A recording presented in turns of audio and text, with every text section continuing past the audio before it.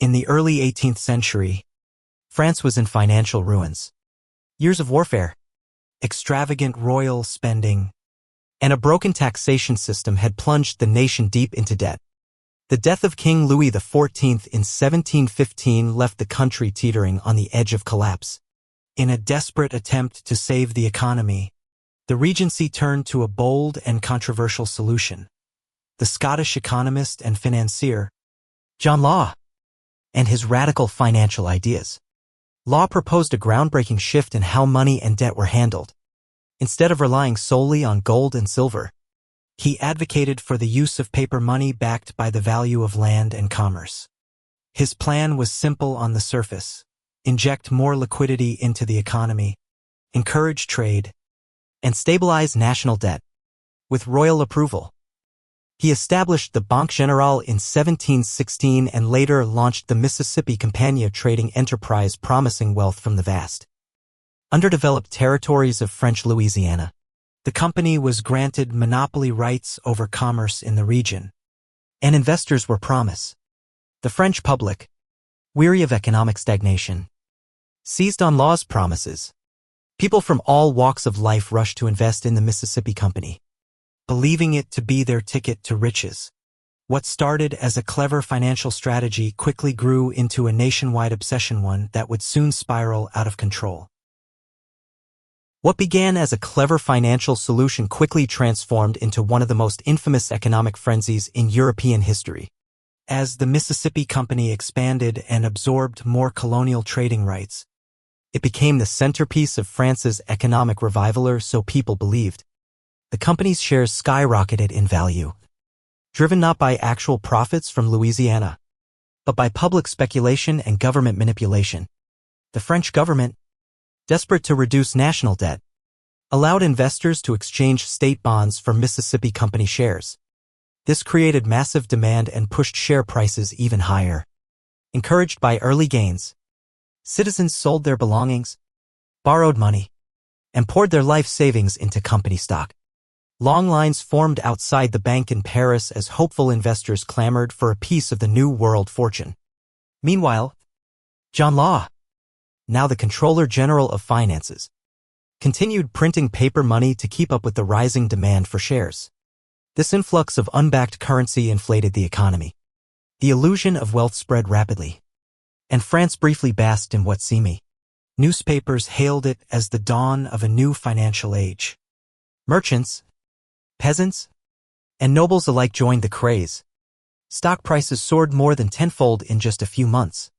The Paris elite flaunted newfound riches and lavish lifestyle. But behind the scenes, warning signs loomed. The Louisiana Territory wasn't producing the riches investors imagined. The frenzy. By late 1719 and early 1720, cracks began to show. Investors, once intoxicated by the promise of effortless riches, started asking questions. Where were the ships full of gold? Where were the bustling ports in Louisiana? Whispers of dough. As confidence wavered, some investors began selling their shares to lock in profits. Panic was contagious. When a few prominent figures started to quietly exit the scheme, others followed.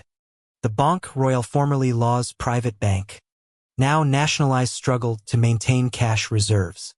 People rushed to convert paper money back into gold and silver, but the bank couldn't honor the withdrawals. The illusion of endless wealth was the government attempted damage control.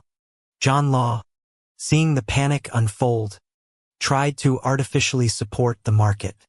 He limited daily withdrawals, banned the export of precious metals, and forced merchants to accept paper money. But these desperate moves only deepened public fear. Riots broke out in Paris. Crowds gathered outside the bank, demanding their wealth. Violence erupted. Soldiers were called in. The bubble. Within months, Mississippi Company shares plummeted. What had once sold for 10,000 livres now couldn't fetch 500. Fortunes evaporated overnight. Entire families were ruined. The once praised paper currency became worthless. and law once hailed as a financial savior fled France in disgrace. The Mississippi bubble had collapsed completely, leaving behind economic ruin, public outrage, and a shattered belief in. In the aftermath of the collapse, France faced more than just economic devastation. It faced a deep moral and societal reckoning. The Mississippi bubble wasn't just a financial scheme gone wrong. It became a symbol of how greed, speculation, and blind faith in untested systems could bring an end. For the first time, everyday citizens realized the danger of treating money as an illusion rather than a tool grounded in real value. The over-reliance on paper currency, the manipulation of public confidence, and the unchecked power of one-man law exposed systemic flaws in governance and finance. People who once praised innovation now demand. Distrust of banks and paper money spread far and wide. Gold and silver once again became the preferred means of transaction. Financial reformers who had once supported law's ideas distanced themselves, and policymakers became far more cautious about experimenting with economic theories. The collapse reshaped how both the government and the public view. Even those who hadn't directly invested were impacted. Prices surged during the bubble and crashed afterward, affecting the cost of living, employment, and access to basic goods. Businesses folded. Families who had risen to wealth overnight now found themselves destitute. It wasn't just a market crash, it was a national trauma. France's brief flirtation with modern finance had turned into a harsh lesson. Progress without prudence leads to disaster. The experience would haunt the French psyche for genera. Despite the devastation, the collapse of the Mississippi bubble opened the door to critical reflection and slow but necessary reform. France, still reeling from financial shock, could not afford to ignore the painful truths revealed by the crisis. In the aftermath, economic thinkers and government officials began reassessing. One of the clearest opportunities came in the realization that fiscal policy needed to be grounded in transparency and restraint. The unchecked expansion of credit, reckless printing of currency, and speculative mania had all been fueled by a lack of oversight. Moving forward, there was a newfound commitment, though gradual and uneventful, create sy. Institutions that had once blindly supported law's vision now faced pressure to implement controls. While trust in paper money took decades to rebuild, the idea of central banking was not abandoned altogether. Instead, financial leaders across Europe began to study what had gone wrong. The importance of separating monetary policy from political influence became a key lesson for future systems. France's aristocracy and ruling elites also learned that economic reform could not be dictated from above without considering the ripple effects on everyday citizens. Public sentiment mattered. Confidence had to be earned, not manufactured. Internationally, the Mississippi disaster served as a cautionary tale. Nations watched closely, adapting their own economic models to avoid similar fates. Though painful, the collapse became a turning point in the broader evolution of modern. In the years following the collapse, France entered a long, sobering period of economic healing. The bubble had left deep scars on bank accounts, on public trust, and on the very identity of the nation. But with time, the same society that had once surrendered to irrational exuberance began to rebuild itself with caution, insight, and resilience. People grew wiser in how they handled money. Financial literacy, once the domain of aristocrats and speculators, began spreading more widely. Pamphlets circulated, warning of the dangers of speculative greed. Conversations around markets shifted from blind enthusiasm to informed skepticism. Even in rural towns, the memory of the bubble made citizens more mindful about promises that sounded too good to be true. The government, under increasing pressure to stabilize the economy, restructured its debt obligations and returned to a silver-based system for transactions.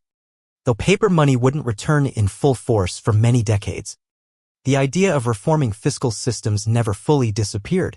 France didn't abandon economic innovation, it just learned to approach it with humility. Culturally, the collapse was immortalized in art, literature, and satire.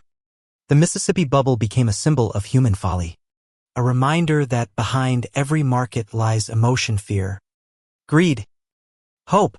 These lessons weren't lost. They became part of the national conscience. In the end, the bubble served as more than just a financial catastrophe.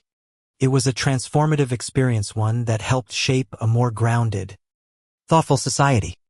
France may have stumbled, but it didn't fall forever. From failure came growth.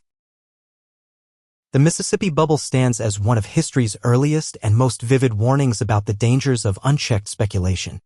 It wasn't just a tale of financial collapse, it was a story of human behavior laid bare, revealing how hope, ambition, and greed can intertwine to build illusions that crumble with breathtaking speed.